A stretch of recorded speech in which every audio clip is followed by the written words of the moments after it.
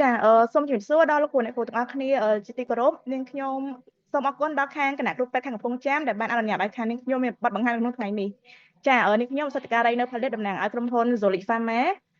ខ្ញុំ respond លបសយេអញ្ចឹងថ្ងៃនេះផងដែរនាងខ្ញុំសូមបង្ហាញជូនអំពីប្រសិទ្ធភាពនិងអត្ថប្រយោជន៍របស់ឱសថយ៉ាមីក្រុងអ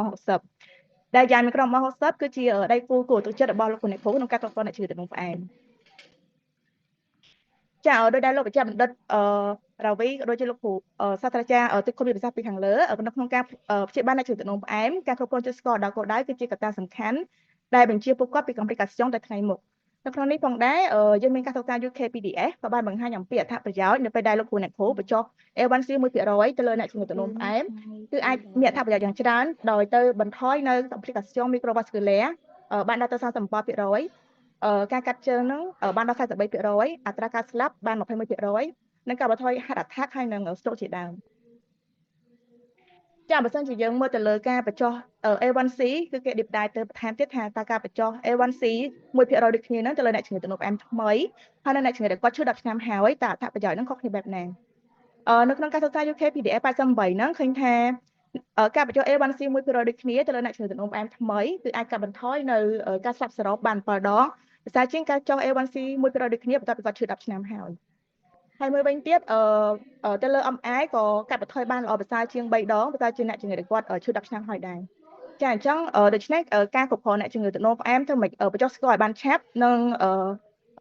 ឲ្យបានរយៈពេលវែងគឺជាកត្តាសំខាន់ដែលអាចបញ្ជាពួកគាត់ពីកំព្រីកាស្យងទៅថ្ងៃមុខ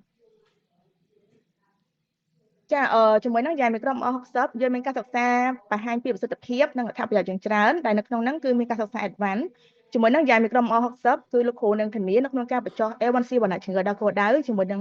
សុខភាពល្អអឺ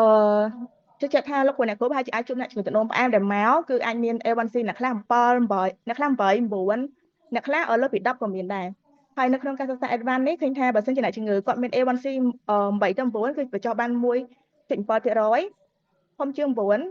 បានដល់ទៅ2.6%ហើយបើគាត់មាន A1C ធំជាង10គឺបញ្ចុះបានរហូតដល់ទៅ4%អញ្ចឹងមិនថាអ្នកជំងឺដែលមកជួបលោកគ្រូអ្នកគ្រូមាន A1C កម្រិតណាក៏ដោយគឺជាមួយយ៉ាងមីក្រុងគឺលោកគ្រូអ្នកគ្រូនឹងអាចជួយបញ្ចុះឲ្យដល់គោលដៅក្រោម7%ជាមួយនឹងសុខភាពល្អជាមួយនឹងយ៉ាងមីក្រុងគឺយើងមានការសិក្សាបង្ហាញពី Lori hypoglycemia យើងមានការសិក្សាយ៉ារ៉ាម៉ាដានដោយលោកគ្រូអ្នកគ្រូជ្រាបទៅរ៉ាម៉ាដានគឺអ្នកជំងឺជនជាតិអ៊ីស្លាមគាត់តមអាហារហើយគាត់នៅប្រើថ្នាំទឹកនោមផ្អែមដែរនៅក្នុងការសិក្សានោះអ្នកជំងឺមានជាង1000នាក់ហើយគាត់ប្រើយ៉ាងក្រុមអស់60ហើយគាត់តមអាហារលោកគ្រូអ្នកគ្រូឯងគិតថាគាត់នឹងប្រឈមមុខពោះទៅនឹងអ៊ីប៉ូក្រីស៊ីមីតែជាក់ស្ដែងនៅក្នុងការសិក្សាបញ្ចប់មកគឺយើងឃើញថាអ្នកជំងឺដែលគាត់មានអ៊ីប៉ូក្រីស៊ីមីមិនត្រឹមតែ1.6%ទេហើយអ៊ីប៉ូក្រីស៊ីមីស៊ីវីយ៉ាគឺ0%ជាមួយលទ្ធផលនេះគឺកាន់តែបញ្ជាក់ច្បាស់អំពីសុវត្ថិភាពក្នុងការប្រើយ៉ាងមីក្រូទៅលើអ្នកជំងឺដែលគាត់ញ៉ាំអាហារធម្មតាចាអញ្ចឹងជាមួយយ៉ាងមីក្រុមអងសឹកលោកគ្រូអ្នកគ្រូអាចបញ្ចុះA1C ឲ្យដល់គោលដៅមិនថាអ្នកជំងឺមាន profile បែបណាក៏ដោយអ្នកជំងឺទឹកនោមផ្អែមថ្មីអ្នកជំងឺដែលគាត់អាន control ជាមួយថ្នាំផ្សេងឬក៏ការបដូរពីថ្នាំផ្សេងមកយ៉ាងមីក្រុមក៏នៅតែ control បានល្អហើយបើអ្នកជំងឺដែលគាត់ថ្មីគឺអាចបញ្ចុះបានរហូតដល់ទៅ2.1%ហើយការតម្លើងដូសយ៉ាងមីក្រុងពី1ទៅ2គ្រាប់ហ្នឹងក៏កាន់តែអាចមានប្រសិទ្ធភាពបញ្ចុះ A1C បានកាន់តែច្រើនជាមួយនឹងសុខភាពល្អយើងក៏មានការសិក្សា compare ពីប្រសិទ្ធភាពបញ្ចុះ A1C រវាងយ៉ាងមីក្រុងជាមួយថ្នាំទឹកនោមផ្អែមផ្សេងទៀតអឺតាមរយៈជា meta analysis ដែលគេ analyze លើការសិក្សា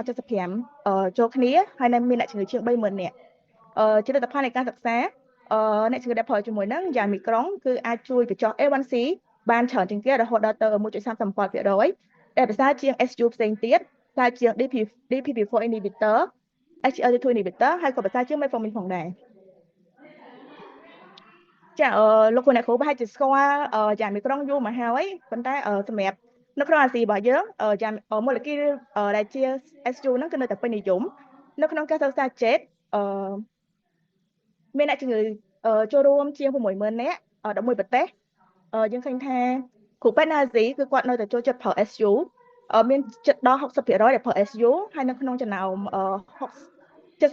មាន47%គឺជាការប្រើជាមួយនឹង Gliclazide ដែលដូចទៅនឹងយ៉ាងមីក្រុងចាអញ្ចឹងក្រោយបញ្ចប់ការសិក្សាអ្នកជំងឺដែលគាត់ប្រើជាមួយយ៉ាមីក្រុងគឺអាច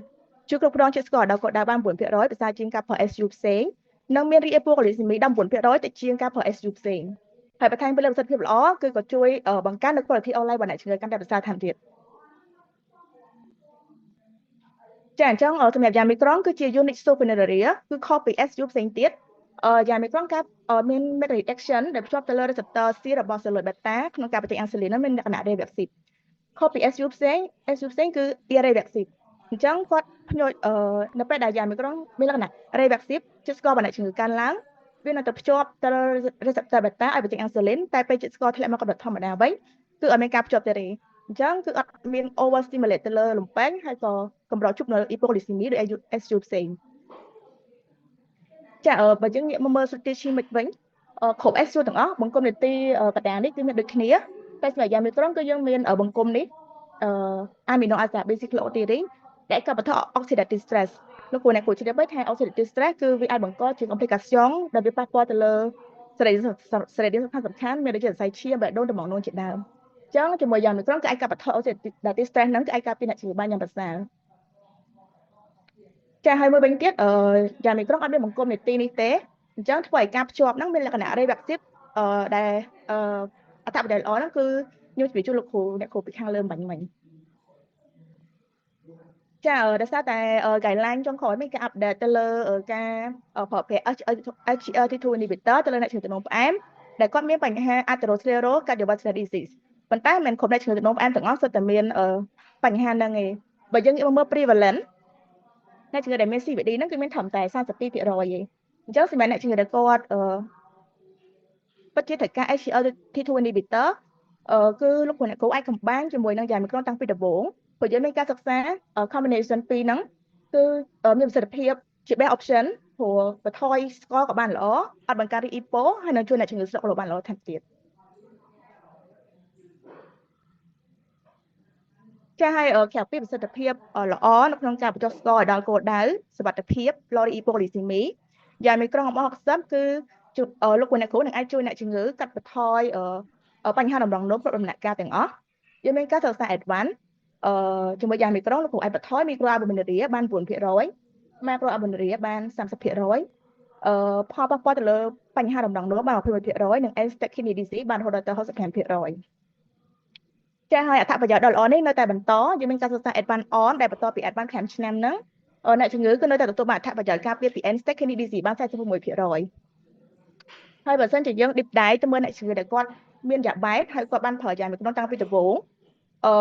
ដែលតើមានបញ្ហាតម្រងនោមហ្នឹងគឺគាត់ទទួលបានអត្ថប្រយោជន៍ការពារពី end stage ហ្នឹងបានដល់ទៅ 84%ចាអញ្ចឹងបើសិនជាអ្នកជំងឺគាត់បានឆាប់ចាប់ដើមប្រើជាមួយយ៉ាងមីក្រូគាត់នឹងទទួលបានអត្ថប្រយោជន៍ទៅលើការការពារតម្រងនោមហ្នឹងបានកាន់តែច្រើនចាអញ្ចឹងសម្រាប់អ្នកជំងឺទឹកនោមផ្អែមបើលោកគ្រូអ្នកគ្រូមិនថាជាអ្នកជំងឺទឹកនោមផ្អែមថ្មីឬក៏អានកន្ត្រូលជាមួយថ្នាំផ្សេងលោកគ្រូអ្នកគ្រូអាចឲ្យគាត់ប្រើយ៉ាងមីក្រូអម60 1 ទៅ 2 គ្រាប់ក្នុងមួយថ្ងៃដើម្បីជួយពួកគាត់ក្នុងការគ្រប់គ្រងជាតិស្ករដល់គោលដៅនិងការពារពួកគាត់បានរយៈពេលវែងពី complication ផ្សេងៗដែលគាត់អាចជួបនៅក្នុងពេលអនាគតដោយសារតែអ្នកជំងឺទឹកនោមផ្អែមយើងមានការសិក្សា Discover Study បង្ហាញថា 45% នៃអ្នកជំងឺទឹកនោមផ្អែមគឺគាត់មាន dyslipidemia មកជាមួយដែរហើយបើយើងមើល prevalent ទៅលើការគ្រប់គ្រង LDL ដល់គោលដៅហ្នឹងគឺ3អ្នកក្នុងចំណោម4អ្នកគឺគាត់គ្រប់គ្រងអត់បានទេជាក់ស្ដែងដូចជាក្នុងករណីលោកពូសុផលដែលគាត់អាយុ55ឆ្នាំគាត់កំពុងតែប្រើសារទៀនលេខ10ប៉ុន្តែនៅពេលដែលគាត់មក follow up ជាមួយនឹងគ្រូពេទ្យវិញ LDL របស់គាត់គឺ230 មីលីក្រាមអញ្ចឹងគឺនៅខ្ពស់ចុះសម្រាប់អ្នកជំងឺដូចជាលោកពូសុផលគឺត្រូវការលោកគ្រូអ្នកគ្រូជួយគ្រប់គ្រង LDL ដល់គោលដៅដើម្បីការពារពួកគាត់ទៅថ្ងៃអនាគតតាមរយៈ guideline EAC 2019ការបន្ថែម ezetimibe ទៅលើ statin គឺជា second line treatment ទៅលើអ្នកជំងឺដែលគាត់មាន moderate to very high risk cardiovascular ស្របជាមួយគ្នានេះដែរលបសាប់យេគឺយើងមានថ្នាំមួយគឺ Rozier ដែលជា combination រវាង rosuvastatin ជាមួយនឹង ezetimibe ដែល want to protect ណាថ្នាំតែមួយទេមានអ្នកការពារបេះដូងអស័យឈាមដល់ទៅ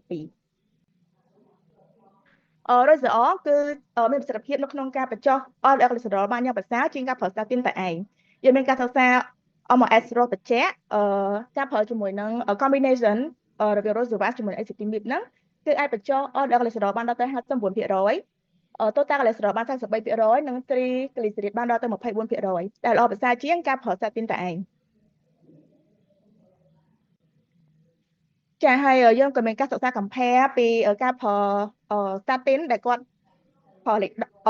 ហើយគាត់នៅតែអត់ទាន់ដល់គោលដៅតែការបន្ថែមដូសទៅដល់លេខ20និងការបូកជាមួយនឹង ezetimibe មួយណាល្អប្រសើរជាងលទ្ធផលនៃការសិក្សាបង្ហាញថាអ្នកជំងឺដែលប្រើ combination គឺអាចកាត់បន្ថយ LDL cholesterol បាន4 ដងប្រសើរជាងការត្រឡប់ដូស statin និងជួយគ្រប់គ្រង LDL cholesterol របស់អ្នកជំងឺឲ្យដល់គោលដៅបាន2 ដងប្រសើរជាងការត្រឡប់ដូស statin ចាអញ្ចឹងការពីប្រសិទ្ធភាពល្អនៅក្នុងការគ្រប់គ្រង LDL cholesterol បានប្រសើរជាមួយនឹង Roseo គឺលោកគ្រូអ្នកគ្រូនឹងអាចការពារអ្នកជំងឺពីបញ្ហាបេះដូងសរសៃឈាមបានយ៉ាងច្រើនដែលកាត់បន្ថយ MAS បានដល់ទៅ 8% MI 19%និង stroke បានដល់ទៅ 22%ចាជាមួយនឹងប្រសិទ្ធភាពនៅអត្ថប្រយោជន៍ដ៏ល្អបែបនេះគឺដោយសារតែ Roseo មាន mode action complement គ្នាលោកគ្រូអ្នកគ្រូបានជ្រាបទៅតាក់ទងជាមួយនឹង action របស់ Roseva គឺទប់ការផលិតខ្លាញ់នៅនឹងថ្លើមនិង acetamide ហ្នឹងគឺបន្ថយការស្រូបនៅនឹងពោះវៀនអញ្ចឹងទាំងពីរនេះរួមគ្នាគឺស៊ីអ្នកស៊ីក្នុងការបញ្ចុះ LDL ដល់គោលដៅចាអញ្ចឹងសម្រាប់អ្នកជំងឺដែលមិនអាចគ្រប់គ្រងដោយ statin តែឯងបានឬក៏អ្នកជំងឺដែលគាត់មានhigh risk cardiovascular លោកគ្រូអ្នកគ្រូអាចឲ្យគាត់ប្រើជាមួយនឹង Roseo ដែលអាចជួយបញ្ចុះ LDL cholesterol បានយ៉ាងមានប្រសិទ្ធភាពល្អប្រសើរជាងការតម្លើងដូស statin និងអាចជួយការពារបេះដូងសរសៃឈាមរបស់អ្នកជំងឺបានយ៉ាងប្រសើរចា៎បទបង្ហាញនេះខ្ញុំសូមចាប់តែប៉ុណ្ណេះអរគុណលោកគ្រូអ្នកគ្រូទាំងអស់គ្នាដែលបានយកចិត្តទុកដាក់ស្ដាប់ចា៎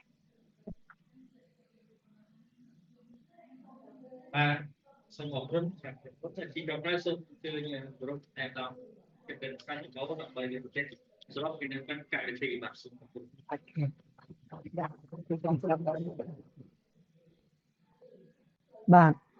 ុំបាទសូមថ្លែងអំណរគុណដល់លោកស្រីដែលបានចំណាយពេលវេលា4ម៉ោងសកម្មក្នុងការតាមដានស្រូបយកនៅចំណេះដឹងនៅក្នុង